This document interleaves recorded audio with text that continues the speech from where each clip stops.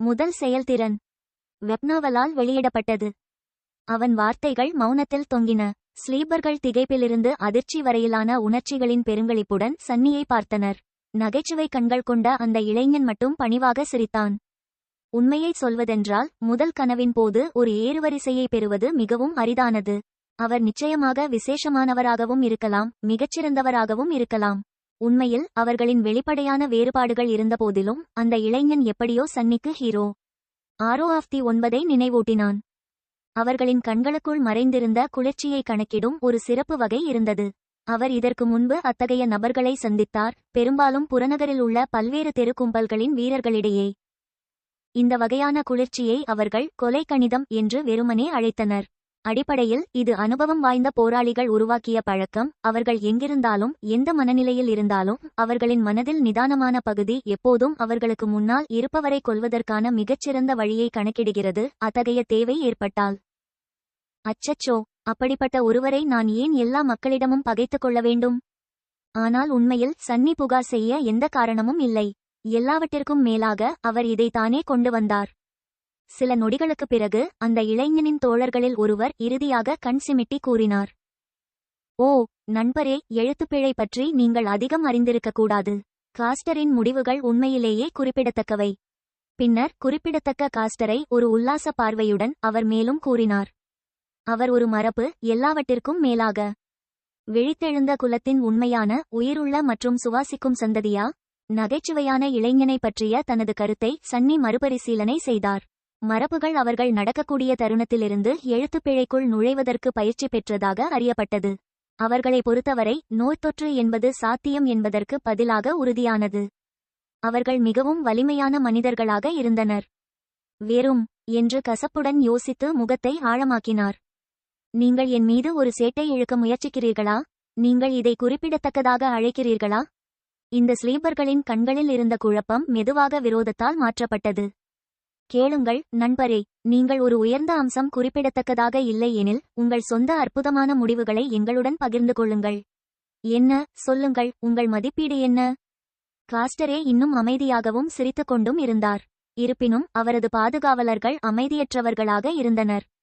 இதைத்தான் சன்னி விரும்பினார். அவர் முற்றிலும் அவமதிப்புடன் சிரித்தார். நான் உங்களுக்கு தெரியப்படுத்துவேன். எனது மதிப்பீடு, அது புகழ்பெற்றது. ஆம், புகழ்பெற்றது. நான் பெற்ற அம்சம் தெய்வீக தரத்தில் இருந்தது. அதன் பிறகு அவர் பல விசித்திரமான தோற்றங்களை பெற்றார். இதற்கு முன்பு யாரும் தெய்வீக அம்சத்தை பெற்றதில்லை. எனவே நிச்சயமாக அவர் ஒரு பைத்தியம் என்று அவர்கள் நினைக்கத் தொடங்கினர். ஆனால் இன்னும் ஒரு சிறு சந்தேகம் இருந்தது. ஒருவேளை அந்த விசித்திரமான பையன் ஒரு சக்தி வாய்ந்த குலத்தின் வழித்தோன்றலாக இருக்கலாம். ஒப்பற்ற அதிசயமா? ஒருவேளை அவரது மதிப்பீடு உண்மையில் புகழ்பெற்றதாக இருக்கலாம். சன்னி அந்த சிறு சந்தேகத்தை போக்க வேண்டும். நினைவில் கொள்ளுங்கள், நான் ஒரு உயர்ந்த மரபு இல்லை. PA-50. நான் புறநகரில் இருந்து வருகிறேன். நான் போர் பயிற்சி கூட பெற்றதில்லை. அந்த பயிற்சியெல்லாம் அவருக்கு ஒரு சிறந்த மட்டுமே கிடைத்தது. அவர் நைட்மேர் காலத்தில் என்ன செய்தார்? முழு நேரமும் அவரது மூக்கை பிடுங்க. அவனுடைய தற்பெருமையை கேட்டுக்கொண்டிருந்த ஸ்லீபர்கள் அனைவரின் முகபாவங்களும் உடனடியாக மாறியது. எந்த பயிற்சியும் இல்லாத புறநகர் எலி. ஆம், நிச்சயமாக. அவர் யாரை ஏமாற்ற முயன்றார்? இறுதியாக அதே கண்ணியமான புன்னகையுடன் காஸ்டர் பேசினார். புகழ்ச்சியா? அது சுவாரஸ்யமாக இருக்கிறது. நைட்மேரில் உங்கள் சாதனைகள் என்னவென்று எங்களிடம் கூற விரும்புகிறீர்களா? சன்னி சிரித்தாள். நிச்சயமாக, எந்த பிரச்சனையும் இல்லை. முதலில் நான் ஒரு விழித்தெழுந்த கொடுங்கோலனை கொன்றேன். ஒவ்வொரு அவருக்கு 2 கணங்கள் கடுமையான வலியை கொடுத்தது. ஆனால் அவர் அதை முகத்தில் காட்ட அனுமதிக்கவில்லை. அவரது வெளிப்பாடு ஒன்றும் சலிப்பாகவும் மோதலாகவும் இருந்தது. ஒரு கொடுங்கோலரை பற்றி குறிப்பிடுவது ஒருபுறம் இருக்க, விழித்தெழுந்த ஒருவரை பற்றி 2 ஸ்லீப்பர்களை ஏளனத்துடன் சிரிக்க வைத்தது. ஓ அப்படியா? எப்படி கொன்றாய்? சன்னியின் முகத்தில் ஒரு திமிர் தெரிந்தது. எப்படி? சொல்லுங்களேன். ஒரு விரலை கூட தூக்க வேண்டியதில்லை. நான் துப்பினேன், அது துண்டு துண்டாக கிழிந்தது. எது உண்மை? பலிபீடத்தின் மீது சன்னி ஒரு வாய் இரத்தத்தை உமிழ்ந்தார். இதன் விளைவாக மவுண்டன் கிங் இரக்கமின்றி நிழல் கடவுளால் துண்டிக்கப்பட்டார். யாரோ வெளிப்படையாக சிரித்தனர். இந்த பையன் பைத்தியக்காரன் அல்லது வேண்டுமென்றே எங்களுடன் குழப்பத்தில் இருக்கிறான். இங்கே கேள் குட்டி, கொஞ்சம் கண்ணியமாயிருக்கா, சரியா? இப்படிப்பட்ட பொய்யை யார் நம்புவார்கள்? சன்னிக்கு உண்மையாகவே கோபம் வந்தது. அவர் குட்டை இல்லை என்று கூறி பதிலடி கொடுக்க விரும்பினார். ஆனால் அவரால் முடியவில்லை. ஏனென்றால் அது பொய்யாக இருக்கும். அடடா! எனவே அதற்கு பதிலாக அவர் தனது பற்களை கடித்து கோபம் நிறைந்த குரலுடன் கூறினார், அதற்கு என்னால் பதில் சொல்ல முடியாது, ஏனென்றால் அது பொய்யல்ல. ஒரு கொடுங்கோலரை, ஒரு கொடுங்கோலனை மற்றும் சிறிதும் துப்பாமல் கொன்றுவிட்டீர்கள் என்று நீங்கள் உண்மையில் வலியுறுத்துகிறீர்களா? சன்னி புருவங்களை பின்னினார். அதுதான் உண்மை. மேலும் சிரிப்பு வந்தது. பைத்தியக்காரன். அவர் உண்மையில் தனது சொந்த முட்டாள்தனத்தை நம்புகிறார். பைத்தியக்காரன், அவன் பைத்தியக்காரன். எதிர்பாராத விதமாக காஸ்டர் தனது கூட்டாளிகளை நிறுத்தினார். தோழர்களே. சிரிப்பு அமைதியான பிறகு அவர் நட்பு முறையில் கேட்டார், வேறு என்ன சாதித்தாய்? என்ன, அது போதாதா? சன்னி கன்னத்தை உயர்த்தினாள். என்னை யோசிக்க விடுங்கள். ஓ, நான் விழித்திருந்த வாழ்வீரனையும் கொன்றேன். அப்படியா? எப்படி செய்தாய்? சற்று வெட்கப்படுவது போல் நடித்த சன்னி குனிந்து பார்த்தார். அது உண்மையில் அந்த நேரத்தில் நான் ஒரு விரலை உயர்த்த வேண்டியிருந்தது. நான் அதை 2 முறை அசைக்க வேண்டியிருந்தது. அதுவே அவனை கொல்ல போதுமானதாக இருந்தது. அவர் தனது விரல்களுக்கு இடையில் வெள்ளி மணியை வைத்திருந்தார். இது ஹீரோ தாக்கப்பட்டு இறுதியில் கொடுங்கோலரால் கொல்லப்படுவதற்கு வழிவகுத்தது. எனவே தொழில்நுட்ப ரீதியாக அவரது கூற்றுகள் அனைத்தும் உண்மை. என்ன ஒரு கிராப்பாட்! ஹா, இந்த முட்டாளை நம்பலாமா? ஏழை பாஸ்டர். அவர் பலவீனமானவர் மட்டுமல்ல, அதையும் இழந்துவிட்டார். காஸ்டர் தனது தோழர்களை ஒரு நீண்ட பார்வையை கொடுத்தார். பின்னர் சன்னி பக்கம் திரும்பினார். வேறு ஏதாவது? சன்னி கண் சிமிட்டினாள். இறுதித் தொடுதலுக்கான நேரம். வேறு ஏதாவது? ஓ சரி, ஓ சரி. அவர்கள் அனைவரும் இறந்துவிட்டாலும் நான் பல கடவுள்களுடன் தொடர்பு கொண்டேன். அவர்களில் ஒருவரை நான் எழுப்பினேன். அவர் எனக்கு ஒரு ஆசீர்வாதம் கொடுத்தார். நான் ஒரு கடவுளால் ஆசீர்வதிக்கப்பட்டேன். நீங்கள் அனைவருக்கும் புரிகிறதா? தூங்குபவர்கள் மௌனமாக தலையை ஆட்டிக் கொண்டிருந்தனர் அல்லது அவரை பரிதாபத்துடன் பார்த்து கொண்டிருந்தனர். காஸ்டர் பெருமூச்சு விட்டார். நான் பார்க்கிறேன். உங்கள் சாதனைகளுடன் ஒப்பிடுகையில் என்னுடையது சராசரியாக தெரிகிறது. எங்களுடன் பகிர்ந்ததற்கு நன்றி. நாங்கள் கனவுலகில் நுழைந்தவுடன் நீங்கள் வெற்றி பெறுவீர்கள் என்று நம்புகிறேன். சன்னி முகத்தில் கசப்பான மேன்மையுடன் புன்னகைத்தார். நீங்கள் அதை நம்புவது நல்லது என்று சொல்லிவிட்டு திரும்பி நடந்தான். அது ஒரு நல்ல வேலை. இந்த நடிப்புக்கு பிறகு அவர் உண்மையில் ஒருவித சக்தி வாய்ந்த அம்சத்தை கொண்டிருந்தார் அல்லது நைட்மேரின் போது கவனிக்க தகுந்த எதையும் செய்ததாக யாரும் நம்ப மாட்டார்கள் என்பதில் அவர் உறுதியாக இருந்தார். அவர் அவர்களிடம் உண்மையை மட்டுமே கூறினார், ஆனால் உண்மையை எதிர்மாறாக அனைவரையும் நம்ப வைக்க முடிந்தது. அப்படி ஒரு நம்ப முடியாத உணர்வு. அவர்கள் இப்போது அவரை பற்றி என்ன நினைத்தார்கள்? அவர் பலவீனமானவர் என்றும் புறநகரில் கல்வியறிவு இல்லாமல் வளர்ந்தவர் என்றும் எந்த பயிற்சியும் இல்லாதவர் என்றும் நினைத்தனர். அதற்கும் மேலாக அவர் பைத்தியக்காரராகவோ அல்லது நம்ப முடியாத முட்டாள்தனமாகவோ இருந்தார். அவருடைய கோபம் பயங்கரமாக இருந்தது. உண்மையிலேயே பரிதாபகரமான மற்றும் பரிதாபகரமான சக. இப்போது அவரது அம்சத்தை பற்றி அவரிடம் கேட்கும் போதெல்லாம் அது தெய்வீக ரேங்க் என்று அவர் நேர்மையாகச் சொல்லி சிரித்தார். அவர் குறிப்பிடத்தக்க ஒருவர் என்பதை விட எழுத்துப்பிழை இல்லாமல் போய்விட்டது என்று மக்கள் நம்புவார்கள். அவர் கூரையிலிருந்து தனது சாதனைகளை பற்றி கத்த முடியும், யாரும் அவரை நம்ப மாட்டார்கள். பின்னர் அவருக்கு உண்மையான பெயர் இருப்பதாக யாரும் சந்தேகிக்க மாட்டார்கள். நீங்கள் காத்திருங்கள் முட்டாள்கள், ஒரு நாள் நான் சிரிக்கிறேன். சன்னி நடந்து சென்றபோது ஸ்லீபர்களில் ஒருவர் காஸ்டரிடம் பேசுவதை கேட்டார். அந்த பைத்தியக்காரனை அவன் இடத்தில் ஏன் வைக்கவில்லை? அவன் உன்னை குறைத்துவிட்டான். சிறிது இடைவெளிக்குப் பிறகு காஸ்டர் பதிலளித்தார். அவரது குரல் தாழ்வாகவும் மென்மையாகவும் ஒலித்தது. ஏழை குழந்தை கெட்ட கனவில் மனதை இழந்திருக்க வேண்டும். அது அடிக்கடி நடக்கும். அவர் விரைவில் இறந்துவிடுவார். அதனால் கருணை காட்டுவதுதான் என்னால் செய்யக்கூடியது. சன்னியின் வாய்மூலை முறுக்கேறியது. என்ன நல்ல பையன்! காஸ்டரின் வார்த்தைகள் தவறான அனுமானத்தை அடிப்படையாக கொண்டவை என்பதை அவர் அறிந்திருந்தார். ஆனால் சில காரணங்களால் அவரது முதுகுத்தண்டில் குளிர்ச்சியான குளிர் இன்னும் ஓடுவதை உணர்ந்தார்.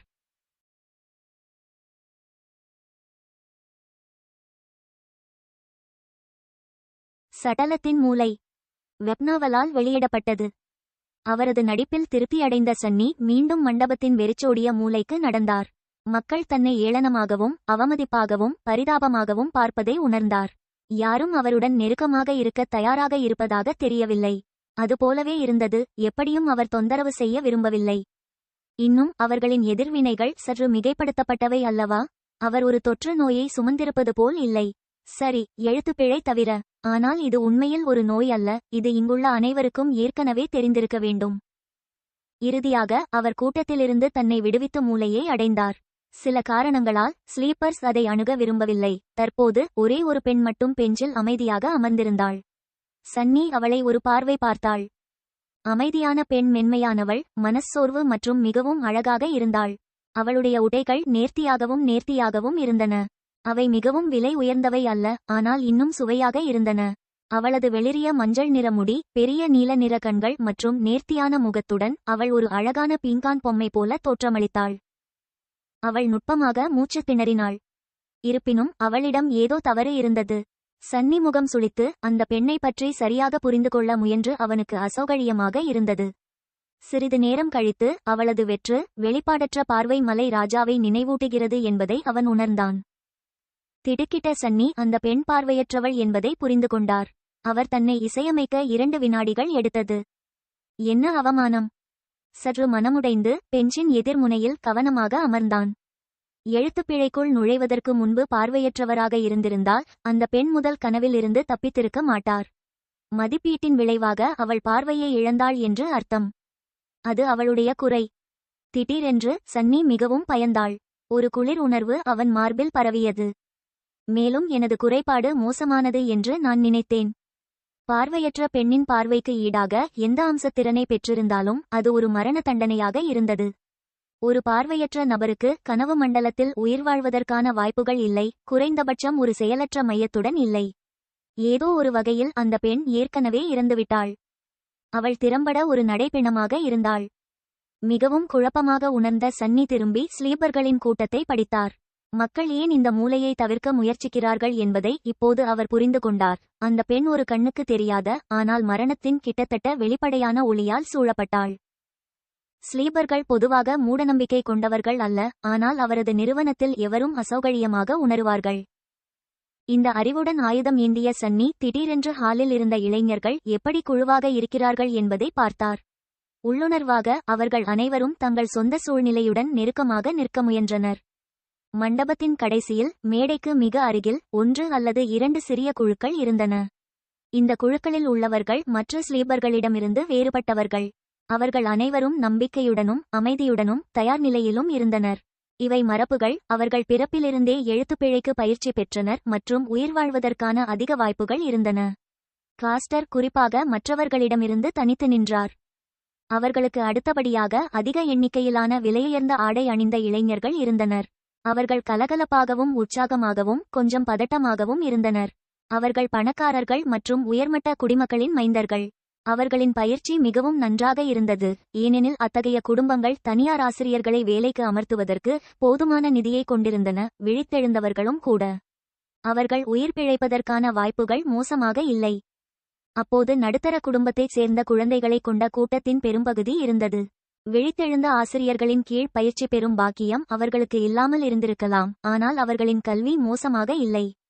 தேவையான அனைத்து அறிவு மற்றும் திறன்களை பள்ளி பாடத்திட்டத்தில் சேர்க்க அரசாங்கம் நிறைய முயற்சிகளை மேற்கொண்டது. சாத்தியமான ஸ்லீப்பர்களை முன்கூட்டியே தயார் செய்தது. அவர்களில் சிலர் தனிப்பட்ட முறையில் கூடுதல் பயிற்சி பெற்றிருக்கலாம். உயிர் வாழ இந்த ஸ்லீப்பர்கள் துணிச்சலான முயற்சியில் ஈடுபட வேண்டும், மேலும் அதிர்ஷ்டமும் இருக்க வேண்டும். ஆனால் அது சாத்தியமற்றதாக இருக்கவில்லை. இதனால் அவர்கள் பதற்றமும் அடைந்தனர். கடைசியாக சன்னி மற்றும் பார்வையற்ற பெண் இருந்தது. சடலங்கள். ஹாலில் இருந்த மற்ற ஸ்லீப்பர்களின் பார்வையில் அவர்கள் உயிர் பிழைப்பதற்கான வாய்ப்பு 0க்கு அருகில் இருந்தது. எவ்வளவு வசீகரம்! இப்படித்தான் இளம் ஸ்லீப்பர்கள் ஆழ்மனதில் தங்களை பிரித்துக் கொண்டனர். இந்த விதியிலிருந்து ஒரே விதிவிலக்கு: வெள்ளி முடி கொண்ட பெண் தனியாகவும் எல்லோரிடமிருந்தும் தனித்து நின்று காற்றில் ஊடுருவிய பதற்றம் மற்றும் பதட்டத்தை பற்றி அலட்சியமாக இருந்தது. அவள் கண்களை மூடிக்கொண்டு சுவரில் சாய்ந்து இன்னும் இசையை கேட்டுக்கொண்டிருந்தாள். ஆனால் அவர்களின் குழு மற்றும் பயிற்சியின் அளவை பொருட்படுத்தாமல் அனைவரும் ஏற்கனவே காத்திருந்து சோர்வாக இருந்தனர். அடடான பதவியேற்பு விழா எப்போது தொடங்கும்? சன்னி எரிச்சலுடன் யோசித்தார். அவனது எண்ணங்களுக்கு பதிலளிப்பது போல் அடர் நீல நிற சீருடையில் ஒரு உயரமான மனிதர் மேடையில் தோன்றினார். அவர் உயரமானவர் மட்டுமல்ல, அவர் உண்மையில் கிட்டத்தட்ட ஒரு ராட்சதராக இருந்தார். அந்த மனிதனின் தாய் கரடியுடன் பாவம் செய்தாளா என்று கூட சன்னி யோசித்தாள். நிச்சயமாக அது சாத்தியமற்றது. எழுத்துப்பிழை தோன்றுவதற்கு முன்பே கரடிகள் அழிந்துவிட்டன. ஆனால் அவர் ஒருமுறை ஒரு புத்தகத்தில் படங்களை பார்த்தார். அவை ஒரே மாதிரியானவை. ஒரு கரடி போன்ற கனவு உயிரினம். அப்படியானால் அந்த ராட்சத மனிதனுக்கு அகன்ற தோள்களும் தடகள அமைப்பும் அழகான பழுப்பு நிற தாடியும் இருந்தது. அவரது கண்கள் அமைதியாகவும் தீவிரமாகவும் இருந்தன. மேடையின் மையப்பகுதியை அடைந்ததும் ஸ்லீப்பர்களுக்கு நீண்ட பார்வை கொடுத்தார். அவரது பார்வை வெறிச்சோடிய மூலையை அடைந்ததும் சன்னி திடீரென்று பதட்டமடைந்தார். ஓ, அவருக்கு டெலிபதி திறன் இல்லை என்று நான் நம்புகிறேன். இல்லையெனில் அவர் தனது தாயின் சார்பாக என்னை ஒன்றிரண்டிலிருந்து பிரிக்கலாம். அந்த நபர் சன்னியை அதிகம் கவனிக்கவில்லை. கூட்டத்தின் முன் வரிசைகளில் பார்வையை திருப்பினார். இறுதியாக அவர் ஒரு ஆழமான எதிரொலிக்கும் குரலில் கூறினார், நான் விழித்தெழுந்த ராக். ஸ்லீப்பர்ஸ் அகாடமிக்கு வரவேற்கிறோம். சத்தமில்லாமல் அனைவரும் கேட்டுக்கொண்டிருந்தனர். 1 மாதத்திற்குள் நீங்கள் கனவுலகிற்கு வரவழைக்கப்படுவீர்கள். நீங்கள் நன்றாக தயாராகிவிட்டீர்கள் என்று உங்களில் சிலர் நினைக்கலாம். நீங்கள் தவறாக நினைக்கிறீர்கள். அந்த மந்திரம் இரக்கமற்றது மற்றும் தந்திரமானது. விழித்தெழுந்த கணம் தங்களை பற்றி அதிகம் சிந்திக்கத் தொடங்கும். அவர்கள் இறந்துவிடுவார்கள். உங்களைப் போன்ற எண்ணற்ற தூங்குபவர்கள் தங்கள் உயிரை இழப்பதை நான் பார்த்திருக்கிறேன்.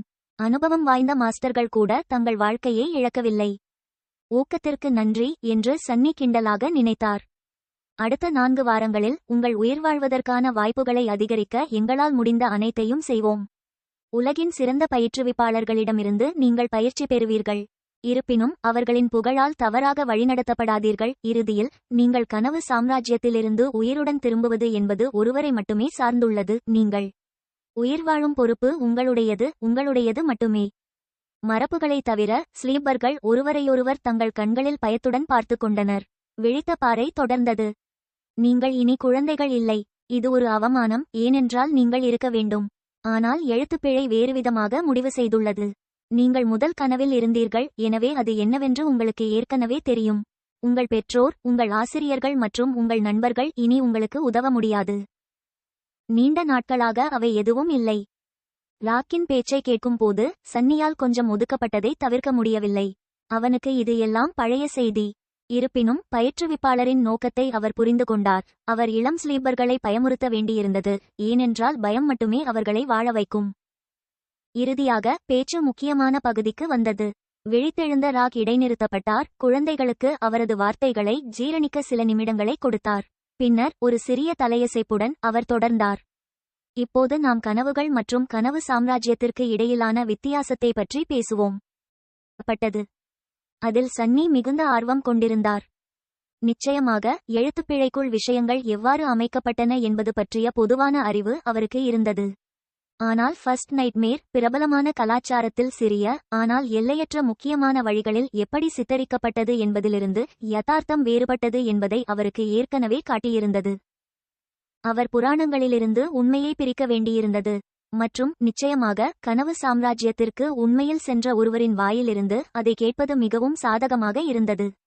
அதனால் சன்னி காதில் விழுந்தது. விழித்தெழுந்த ரா பேசத் தொடங்கினார். பெரும்பாலான மக்கள் கனவுகள் என்றால் என்னவென்பதை அறிந்திருக்கிறார்கள், ஏனெனில் அவை நிஜ உலகம் மற்றும் அவர்களின் வாழ்க்கையின் மீது தாக்கத்தை ஏற்படுத்துகின்றன. முதல் கனவில் நுழைவதற்கு முன்பு உங்கள் அனைவருக்கும் எச்சரிக்கப்பட்டது, நீங்கள் அங்கு அழிந்தால் ஒரு கெட்ட கனவு உயிரினம் வாசலை கடந்து யதார்த்தத்திற்குள் நுழைய அனுமதிக்கப்படும். ஆம், மாஸ்டர் ஜெட் அசுரன் தோன்றினால் அதைச் சமாளிக்க தயாராக பொறுமையாக தன் பக்கத்தில் காத்திருக்க வேண்டியதாயிற்று. முதல் கனவுகள் தனித்தன்மை வாய்ந்தவை, ஏனென்றால் அவை ஒவ்வொன்றும் தனிப்பட்டவை. அதனால்தான் ஒரே ஒரு உயிரினம் மட்டுமே தோன்றும். இருப்பினும் இரண்டாவது கனவில் இருந்து விஷயங்கள் மிகவும் ஆபத்தானவை. இந்த கனவுகள் பாதிக்கப்பட்ட நபருடன் பிணைக்கப்படவில்லை. மாறாக அவை கனவு உலகில் பிறக்கின்றன. கெட்ட கனவின் விதை வளரும்போது எத்தனை வேண்டுமானாலும் அதை வெல்ல முயற்சி செய்யலாம். கனவுகளை வேட்டையாடுவது விழித்தெழுந்தவர்களின் முக்கிய பொறுப்பாக இருந்தது. சன்னிக்கு அவ்வளவு தெரியும். அவர்கள் அனைவரும் இறந்துவிட்டால் அல்லது விதையை முதிர்ச்சியடைவதற்குள் கண்டுபிடிக்க தவறினால் நிஜ உலகில் ஒரு கேட் திறக்கும், எண்ணற்ற அரக்கர்களை அனுமதிக்கும். அதன் விளைவுகளை நீங்கள் அனைவரும் அறிவீர்கள்.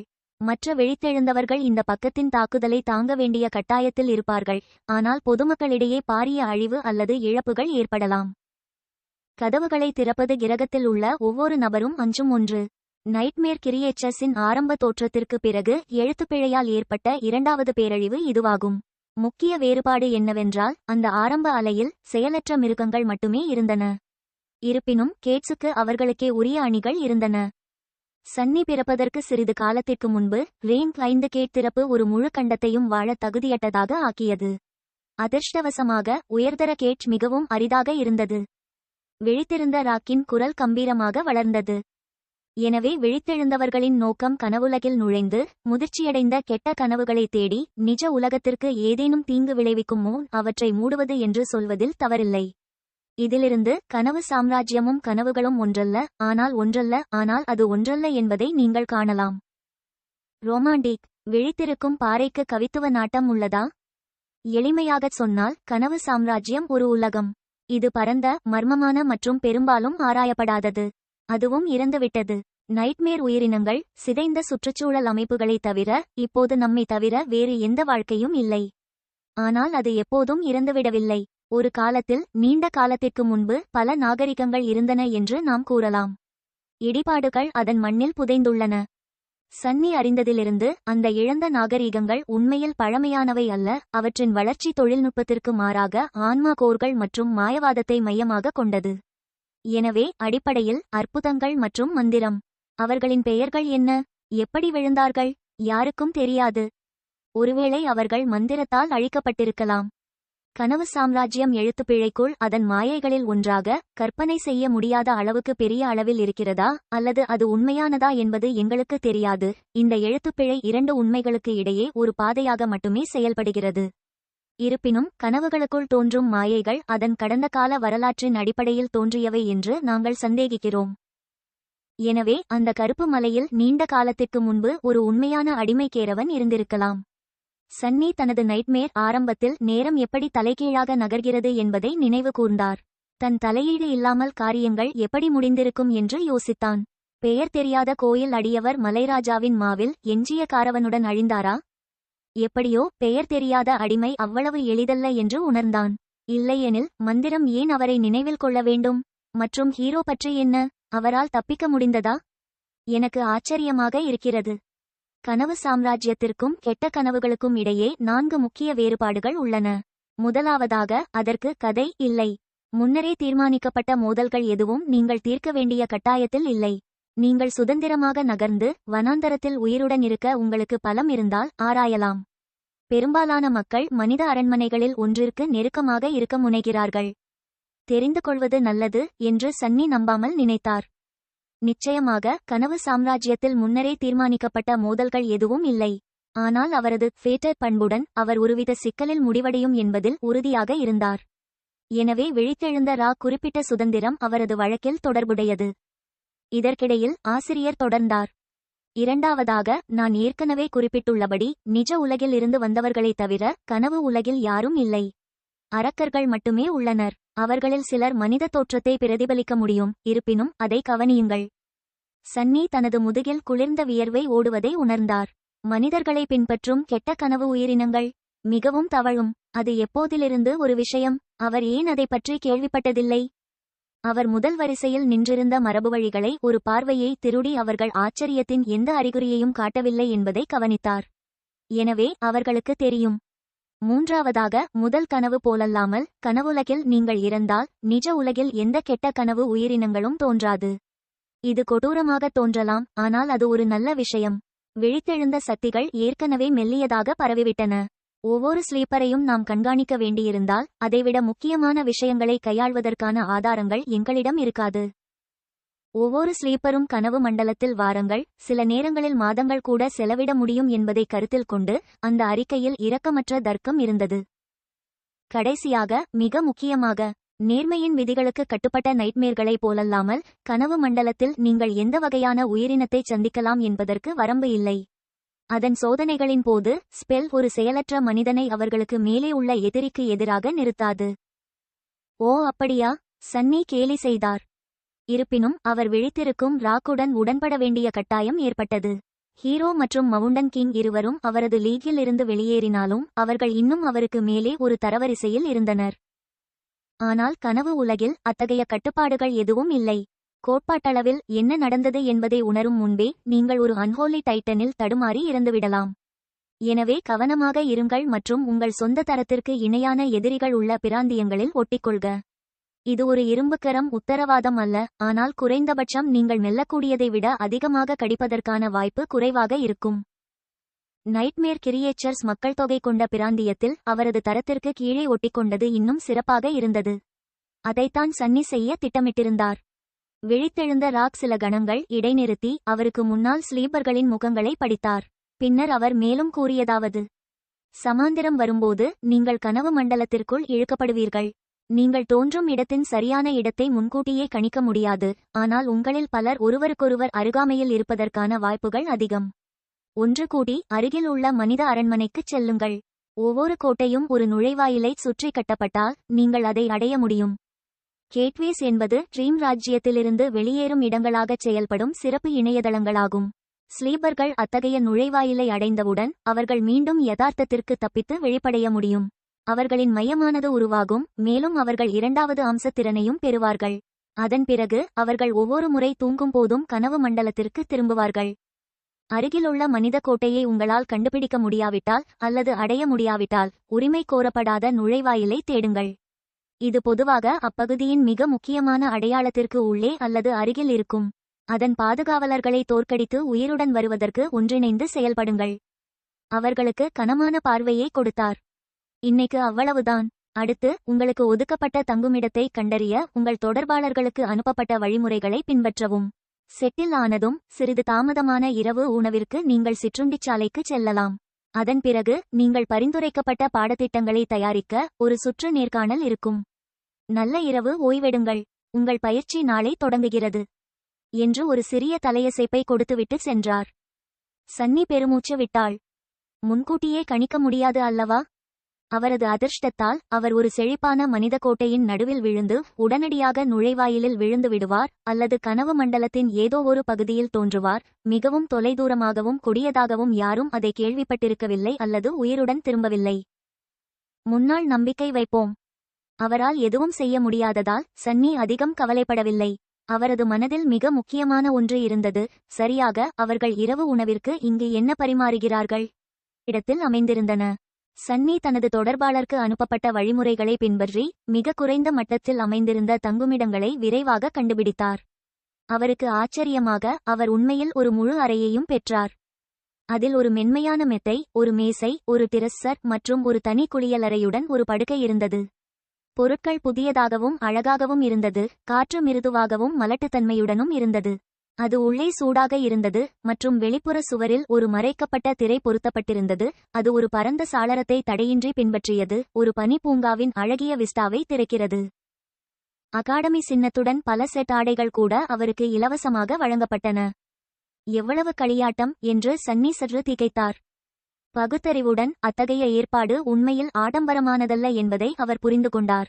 இருப்பினும் வெளியூர்களில் அலைந்து வளர்ந்த அவருக்கு இந்த அறை அரண்மனை போல் இருந்தது. அவன் தலையை வருடினான். தெரிகிறது, நான் செய்துவிட்டேன். சன்னி சுற்றி பார்த்தார். பின்னர் அவரது நிழலை பார்த்து புன்னகைத்தார். நாம் உலகில் மேலே செல்கிறோம் என்று நினைக்கிறேன், இல்லையா? நிழல் பதிலளிக்கவில்லை. வெளிப்படையாக மிகவும் ஈர்க்கப்படவில்லை. ஒருவேளை அது இதுபோன்ற விஷயங்களை பற்றி கவலைப்படவில்லை. சரி, ஒரு முட்டாள் நிழலுக்கு என்ன தெரியும்? சன்னி புதிய ஆடைகளை அணிந்து கண்ணாடியில் தன்னை படித்தார். பின்னர் ஏதோ நினைவில் அவர் ரன்களை வரவழைத்தார்.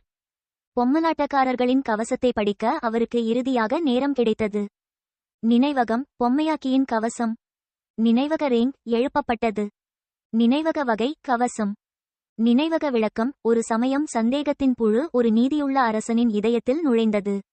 காலப்போக்கில் ராஜா உள்ளிருந்து தின்று அதன் கைப்பாவை ஆனார். ஒரு வாழ்நாள் கழித்து பொம்மலாட்ட புழு மன்னனின் இறந்த உடலில் இருந்து தப்பித்து கருப்பு பட்டு கூட்டை விட்டுச் சென்றது. எங்கே போனது என்பது யாருக்கும் தெரியாது. இருப்பினும் மக்கள் அமைதியான கோட்டையை நெருங்க துணிந்தவுடன் அவர்கள் கடித்த எலும்புகள் நிறைந்த மலைகளுக்கு இடையே பட்டுகளை கண்டுபிடித்து அதை ஒரு கவசமாக வடிவமைத்தனர். சன்னி முகம் புளித்து போனது. அது அவ்வளவு பயங்கரமானதல்ல. ஆம், நான் சிறிதும் தவழ்ந்துவிடவில்லை. யோசித்து பாருங்கள், அவர் கொன்ற முதல் உயிரினம் லார்வா என்று அழைக்கப்பட்டது. மவுண்டன் கிங் ஒரு முதிர்ந்த பொம்மலாட்ட புழு என்று அவர் கருதினால் ஏற்கனவே ஒரு கொடுங்கோலன். அந்துப்பூச்சியாக மாறிய பிறகு அது என்னவாக மாறும்? இல்லை, அதை பற்றி சிந்திக்காமல் இருப்பது நல்லது. பெருமூச்சுடன் பொம்மலாட்ட கவசத்தை வரவழைத்தார். மெல்லிய கருப்பு இழைகள் உடனடியாக அவரது உடலைச் சுற்றி தோன்றி அதை ஒரு கவசத்தில் போர்த்தியது. இது அடர், சாம்பல், மென்மையான துணியால் ஆனது. பிரேசர்கள் மற்றும் தோள்பட்டை காவலர்கள் போன்ற பல கூறுகளுடன் கருப்பு பளபளப்பான தோலால் வடிவமைக்கப்பட்டது. கவசம் இலகுவானது, குறைத்து மதிப்பிடப்பட்டது மற்றும் அவரது இயக்கங்களை கட்டுப்படுத்தவில்லை. அவர் நகரும் போது அதுவும் ஒலி எழுப்பவில்லை. நிழலில் பதுங்கியிருக்க விரும்பும் ஒருவருக்கு சரியான உபகரணங்கள். சன்னி சிரித்தாள். இந்த கவசம் விழித்தெழுந்த தரத்திற்கு கீழே உள்ள எந்தவொரு உயிரினத்தையும் துளைக்க கடினமாக இருக்கும் என்பதை அவர் அறிந்திருந்தார். இது அனைத்து செயலற்ற அரக்கர்களையும் கையாள்வதில் அவருக்கு பெரும் நன்மையை அளித்தது. அதை அணிந்தபோது ஒருவித விசித்திரமான மங்கலான அமைதியையும் உணர்ந்தான். சந்தேகத்தின் ஒரு புழு. மனநல தாக்குதல்களுக்கு எதிராக இது மேம்பட்ட பாதுகாப்பை கொண்டிருக்கிறதா? எப்படியோ அதில் உறுதியாக இருந்தார். ஒரு பெரிய கோப்பை. ஒரு சக்திவாய்ந்த கொடுங்கோலரின் நினைவிலிருந்து அவர் எதையும் எதிர்பார்க்க மாட்டார். ஒரே பிரச்சனை என்னவென்றால், பொம்மலாட்டக்காரர்களின் கவசம் ஒரு முழு ஆடைகளின் மேல் அணியப்பட வேண்டியதல்ல. மிகவும் திருப்தியடைந்த சன்னி அதை நிராகரித்துவிட்டு தனது அறையை விட்டு வெளியேறி சிற்றுண்டிச்சாலைக்குச் சென்றார். நாட் பேட் என்று நினைத்தார். ஃபர்ஸ்ட் நைட்மேரின் போதும் அதற்கு பிறகும் தான் பெற்ற வெகுமதிகள் அனைத்தையும் நினைவு கூர்ந்தார். இரவு உணவு விடுதி போல் ஆடம்பரமாக மாறியது. உண்மையான இறைச்சியை ருசிக்க வேண்டும் என்ற சன்னியின் ஆசை இறுதியாக நிறைவேறியது. ஸ்லீபர்களுக்கு அது இலவசமாக கிடைப்பது மட்டுமல்லாமல் அவர்கள் ஒவ்வொருவரும் சாப்பிடும் அளவுக்கு வரம்பு கூட இல்லை. அதிலும் அரிசி, ரொட்டி, விதவிதமான பக்க உணவுகள், சாஸ்கள், புதிய காய்கறிகள், பழங்கள் மற்றும் அனைத்து வகையான சுவையான பானங்களும் இருந்தன. ஊதாரித்தனம். சன்னி காபியை விட்டு விலகி யோசித்தார். தனது தட்டில் ஒரு சிறிய மலை உணவை கட்டிய பிறகு அவர் ஒரு காலி இருக்கையை கண்டுபிடித்தார். சிறிது நேரம் உலகின் இருப்பை மறந்துவிட்டார். ஜூசி, கடினமான, கச்சிதமாக பதப்படுத்தப்பட்ட இறைச்சி அவரது வாயை நிரப்பியது. சன்னியின் பார்வை திடீரென்று நட்சத்திரங்களால் நிரம்பியது. அவர் ஒரு உற்சாகமான புலம்பலை அடக்க வேண்டியிருந்தது. மேலும் யோசிக்க அவர் ஒரு வருடம் முழுவதும் வாழ்ந்திருக்கலாம். அடஸ்பெல். சில மாதங்களுக்கு முன்பு நீங்கள் ஏன் என்னை பாதிக்கவில்லை? அவர் உணவில் கவனம் செலுத்தினார். சிறிது நேரத்தில் முழு தட்டையும் அழித்தார். மனநிறைவு மற்றும் கொஞ்சம் அதிகமாக. சன்னி ஏக்கத்துடன் திரும்பி பார்த்து மற்றொரு சேவையை பெற நினைத்தாள். ஆனால் அகாடமி பணியாளர்களுடன் அவர் நியமனம் செய்வதற்கான நேரம் ஏற்கனவே இருந்தது. முழு வருத்தத்துடன் அவர் எழுந்து நின்று சிற்றுண்டிச்சாலையை விட்டு வெளியேறினார். விரைவில் அவர் ஒரு சிறிய அலுவலகத்தில் தன்னை கண்டார். ஒரு நிர்வாக பணியாளருக்கு எதிரே அமர்ந்தார். தொழிலாளி மிகவும் நட்பாக இருந்தார். உடனே நேர்காணலை தொடங்கினார். மாஸ்டர் ஜெட் அவரை எச்சரித்ததைப் போலவே சன்னிக்கு மீண்டும் உளவியல் ஆலோசனை வழங்கப்பட்டது. அவளுடைய ஆலோசனையை நினைவில் வைத்துக்கொண்டு அவர் மறுத்துவிட்டார். மேலும் அவரது அம்சம் பற்றிய கேள்விகளுக்கு நேர்காணல் சுமூகமாக மாறியது. அவர் தனது திறன்களை பற்றிய தகவல்களை விட்டுவிட விரும்பவில்லை. ஆனால் அவர் தொழிலாளியிடம் ஏதாவது சொல்ல வேண்டும் என்பதையும் அறிந்திருந்தார். அதிர்ஷ்டவசமாக ஸ்லீபர்களை எளிதாக்கும் வகையில் கேள்விகள் எழுதப்பட்டன. எனவே அவர்களில் பெரும்பாலோர் நீங்கள் என்னிடம் சொல்ல விரும்புகிறீர்களா அல்லது நீங்கள் பகிர்ந்து கொள்ள விரும்பினால் போன்ற நல்ல மற்றும் கண்ணியமான முன்னுரைகளுடன் தொடங்கியது. இது சன்னிக்கு நடுநிலையான பதில்களை வழங்க வாய்ப்பளித்தது. போர், சூனியம், பயன்பாடு போன்றவற்றில் நீங்கள் பெற்ற அம்சத்திறனை பற்றி என்னிடம் சொல்ல விரும்புகிறீர்களா? அவர் மனம் போனார். ஆனால் கவனமாக இருக்க வேண்டியிருந்தது. ஓ, எனக்கு நிச்சயமாக தெரியவில்லை. அதை நன்றாக புரிந்து கொள்ள எனக்கு நேரமில்லை. அது பரவாயில்லை. உங்கள் திறனை கொண்டு நேரடியாக சேதத்தை சமாளிக்க முடியுமா? நான் ஊகிக்கவில்லையா? முன்பு நான் ஒரு துண்டுக்கு கூட தீங்கு செய்ய முடியவில்லை. விஷயங்கள் அப்படியே நடந்தன. இறுதியில் சன்னி தனது அம்சம் பலவீனமானது, பாதிப்பில்லாதது மற்றும் பெரும்பாலும் பயன்பாட்டுடன் தொடர்புடையது என்ற தோற்றத்தை உருவாக்க போதுமான தகவலை பகிர்ந்துள்ளார். அதன் பிறகு அவர் தனது அறைக்கு திரும்பினார். ஆடைகளை அவிழ்த்துவிட்டு தூங்கச் சென்றார். நைட்மேருக்கு பிறகு முதல் முறையாக தூங்குவது விசித்திரமாக இருக்கும் என்று சன்னி நினைத்தார். ஆனால் உண்மையில் அது வியக்கத்தக்க வகையில் எளிதானது. ஒரு மென்மையான மெத்தையில் படுத்து சுத்தமான பெட்ஷீட்களுக்கு எதிராக தோலையும் தலைக்கு கீழே பஞ்சு போன்ற தலையணையையும் வைத்து குழந்தையைப் போல தூங்கினான். அதிகாலையில் சன்னி தனது தனிப்பட்ட குளியலறையில் கழுவி ஆற்றலுடன் வெடித்து மகிழ்ச்சியான மனநிலையில் காலை உணவை எடுக்க விரைந்தார். சிற்றுண்டிச்சாலையில் சற்று கூட்டம் இருந்தது. அனைத்து விதமான சுவையான பொருட்களையும் தனது தட்டில் நிரப்பிய பிறகு தான் உட்காரக்கூடிய ஒரே இடம் நேற்றிலிருந்து பார்வையற்ற பெண்ணின் அருகில் இருப்பதை அவர் விரைவாக உணர்ந்தார். யாரும் அவளுடன் நெருக்கமாக இருக்க விரும்பாததால் அவளுடைய மேஜை காலியாக இருந்தது. சன்னி முகம் சுளித்தாள். எஞ்சிய 4 வாரங்களுக்கு இருவரும் சேர்ந்து வெளியூர்வாசிகளாக இருப்பது திண்ணம் என்று தோன்றியது.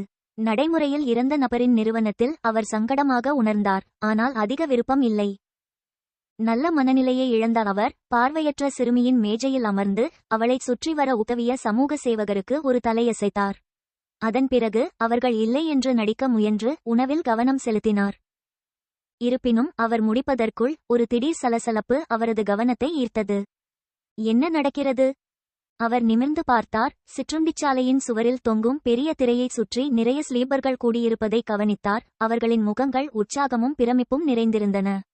திரையில் பெயர்களின் பட்டியல் காட்டப்பட்டது. ஸ்லீப்பர்களின் புதிய தொகுதி பலவீனமானது முதல் வலிமையானது என வரிசைப்படுத்துகிறது.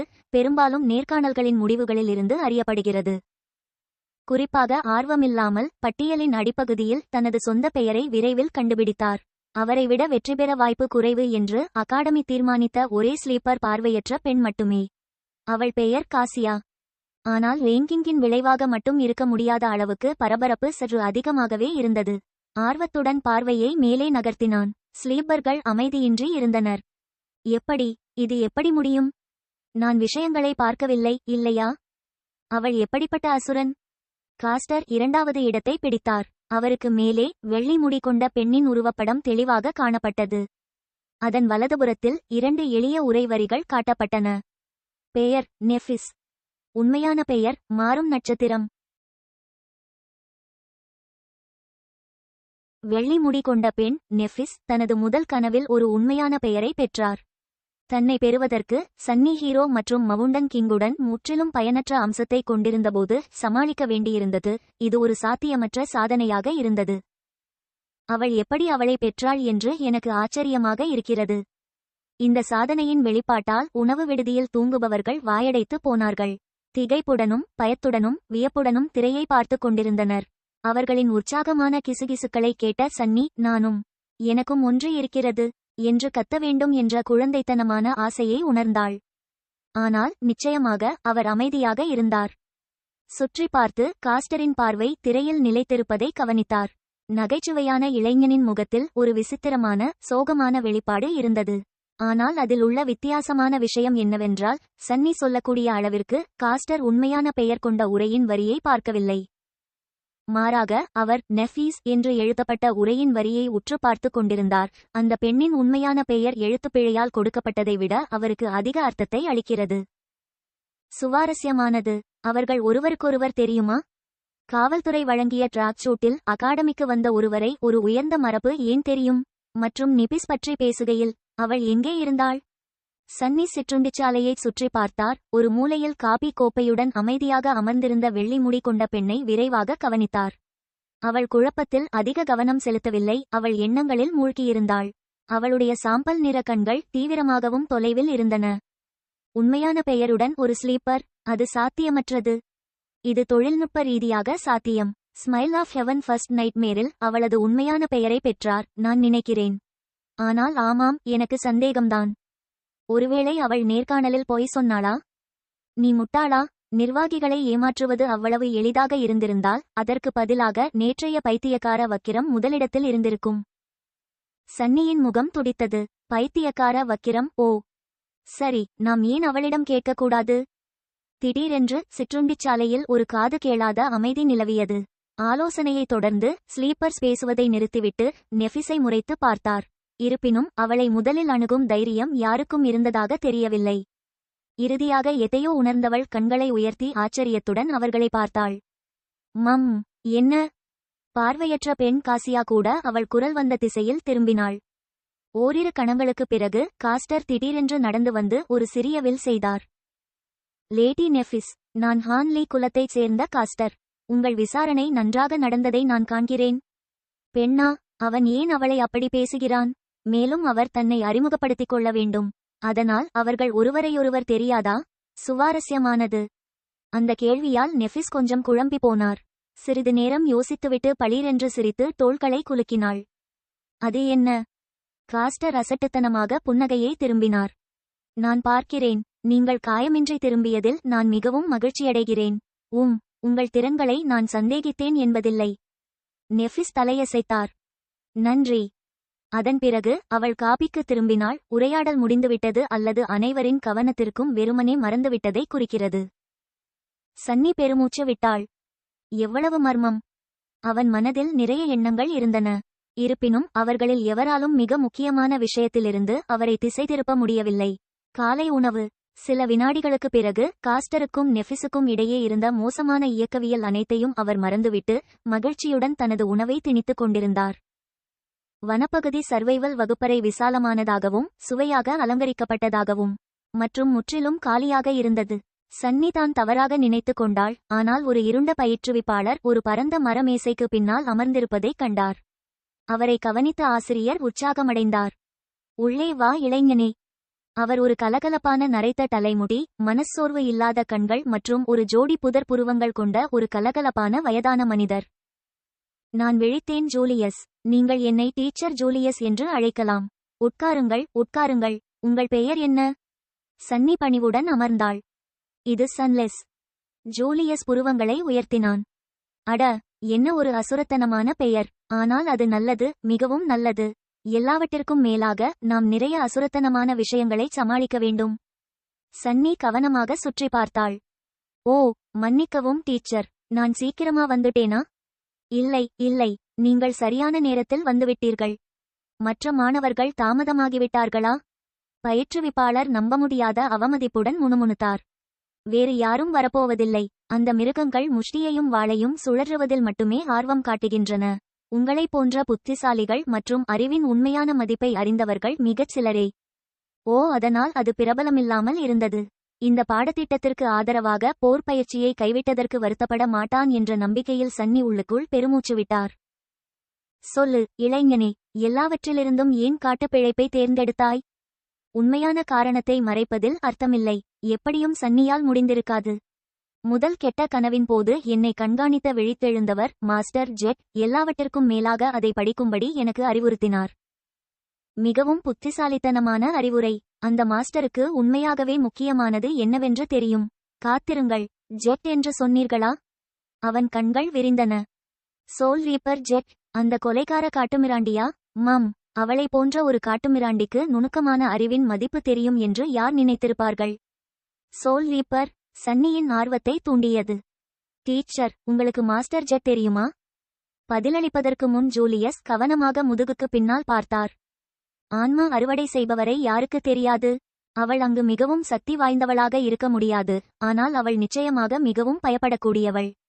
அதற்கு காரணம் அவளது அம்சத்திறன்கள் சதையை புறக்கணித்து நேரடியாக ஆன்மா கருக்களை குறிவைக்கின்றன. அதாவது எந்த அளவு கவசம், சேத எதிர்ப்பு மற்றும் உடல் பாதுகாப்பு ஆகியவை அவற்றை தடுக்க முடியாது. அவன் முன்னோக்கி சாய்ந்தான்.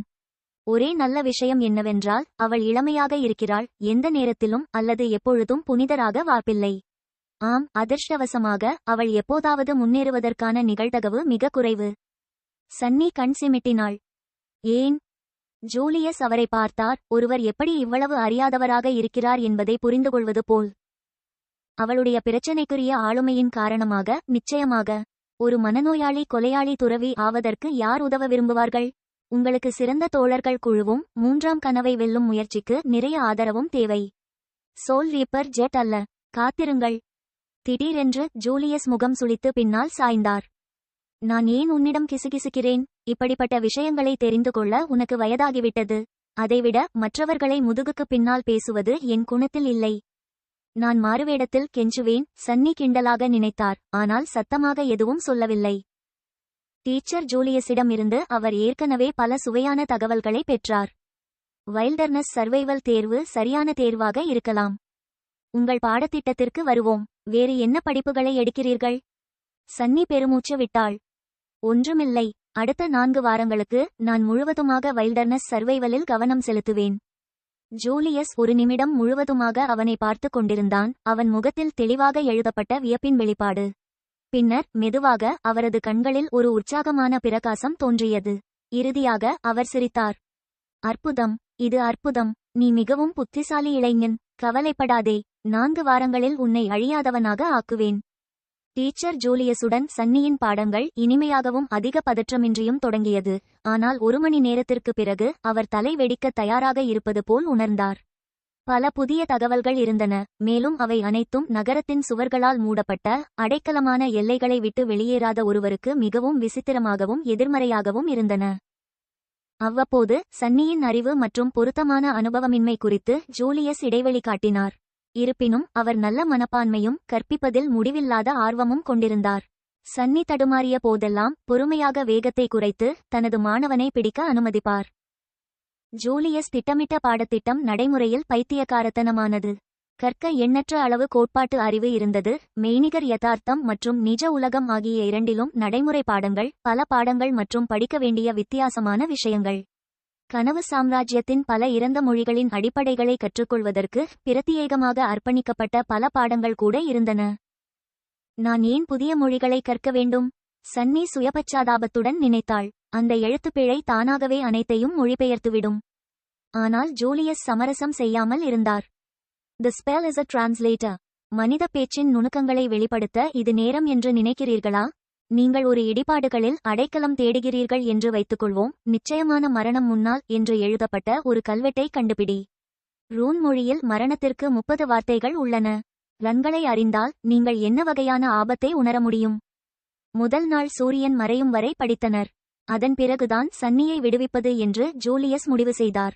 மன உளைச்சலுக்கு ஆளான சன்னி மதிய உணவையும் இரவு உணவையும் இழக்க நேரிட்டதை எண்ணி புலம்பிய சன்னி தன் ஆசிரியைக்கு நாளை அதிக கவனம் செலுத்துவதற்கு உணவின் முக்கியத்துவத்தை மெதுவாக நினைவுபடுத்த முடிவு செய்தார். தன் அறைக்கு திரும்பியவன் நாட்காலியில் விழுந்து சிறிது நேரம் தூரத்தை வெறித்து பார்த்தான். பின்னர் எதையோ நினைவில் வைத்திருப்பது போல் சன்னி தனது நிழலுக்கு திரும்பினார். சரி, இரவு உணவுக்கு முன் அவர் சாதிக்க நிறைய இருந்தது. அந்த நிழலை சில நொடிகள் கவனித்துவிட்டு சிரித்தான். நீங்கள் உண்மையில் என்ன செய்ய முடியும் என்று பார்ப்போம்.